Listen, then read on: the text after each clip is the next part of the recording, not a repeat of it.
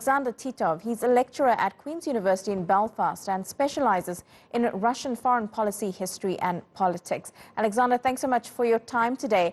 It's really been an emotional day in Germany. So much led up to the moment that wall came down, and so much has happened since then.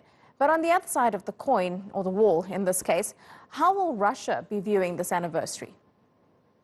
I think in Russia there was a kind of reflections on what could have been done differently in '89 by the then leadership Gorbachev, and particular issue of post-Cold War order, in particular focusing on the subsequent enlargement of NATO, which obviously became the new dividing line so far as the Russians are concerned, and the GDR, the East Germany, when it became unified with Germany, also became part of NATO, and then NATO continued to expand. So there are the reflections on kind of missed opportunity to build a new European order, which would not be kind of detrimental to Russia in the way it is now, I think, is the main motive in Moscow today.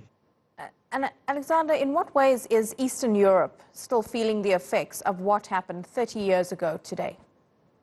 Well, I think for Europe, the fall of the Berlin Wall was the end of the basically aftermath of the Second World War, because the symbol of the division of Europe, which was outcome of the Second World War and inability of the victors in the war kind of agree terms which wouldn't divide Europe, only came down in 1989, and when the Soviet Union finally relinquished its grip on Eastern Europe.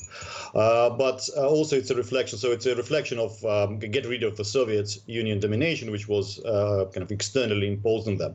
But at the same time, there's also issue of perhaps reflections of not fully being able to take advantages of the Western liberalism the way it was hoped in '89, in a sense that perhaps in Eastern Europe, there's still feeling that it's became the second sort of citizen within the European Union, and the consequence you have this rise of the various national populists in Hungary and Poland and others, which perhaps is this fly in the ointment of the '89, that you have essentially resentment in Eastern Europe, where there should have been in '89 seen as a complete victory of liberalism, and that didn't quite happen. Yeah. What are some of the lessons that we can take away from 1989, the changes we saw and how we can apply them to what we're seeing today, and some of the similarities in divisions that we thought were behind us?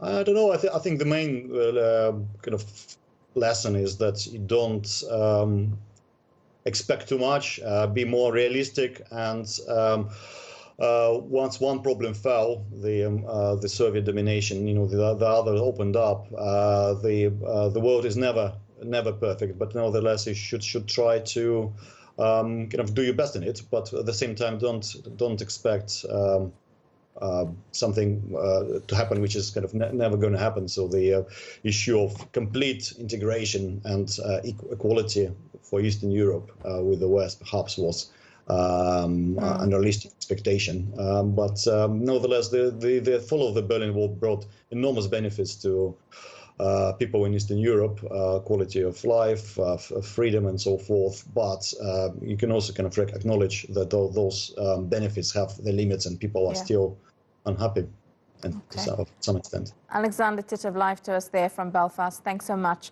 for that analysis.